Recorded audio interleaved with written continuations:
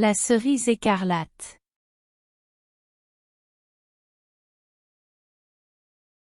Une fois, un voyageur, Pierre, a décidé de se rendre dans le charmant petit village français de Sarlat. Il, toujours en quête d'aventure et de découverte, a voulu explorer cette destination pittoresque pour son histoire riche et ses paysages époustouflants.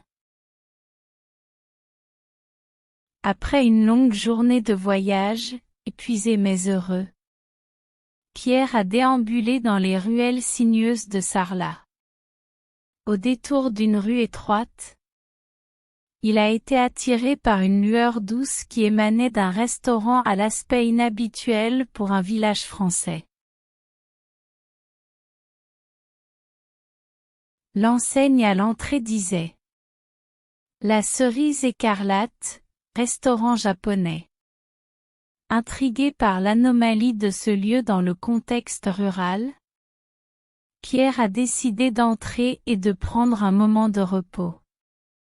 L'intérieur du restaurant était accueillant, avec une décoration traditionnelle japonaise et une atmosphère chaleureuse et apaisante. La propriétaire, une femme japonaise âgée nommée Akiko, l'a accueilli avec un sourire sincère et chaleureux. Elle lui a parlé de sa vie, de comment elle est tombée amoureuse d'un Français, et a décidé de le suivre dans son pays natal, apportant avec elle l'art culinaire de son pays. Chaque bouchée que Pierre a prise de la cuisine d'Akiko était une célébration de saveurs.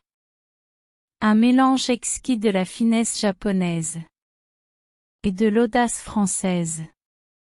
Il a passé des heures à écouter les histoires d'Akiko, à rire de ses blagues et à s'émerveiller de sa sagesse. C'était comme si une nouvelle famille s'était formée dans ce petit restaurant à Sarlat. Avant de quitter le restaurant, Akiko lui a offert un petit cadeau. Une cerise écarlate, faite à la main. Un symbole de son restaurant et de l'amitié naissante entre eux. Elle lui a dit : Chaque voyageur est un fil qui tisse le tapis de la vie. Pierre, continue à voyager, continue à tisser. Pierre a quitté Sarlat le lendemain. Son cœur plus lourd, mais son esprit plus léger. Il a continué son voyage, portant avec lui l'esprit de la cerise écarlate, le sourire d'Akiko, une cerise écarlate, qui est devenue pour lui une boussole, le rappelant constamment de la chaleur de l'humanité, même dans les lieux les plus inattendus.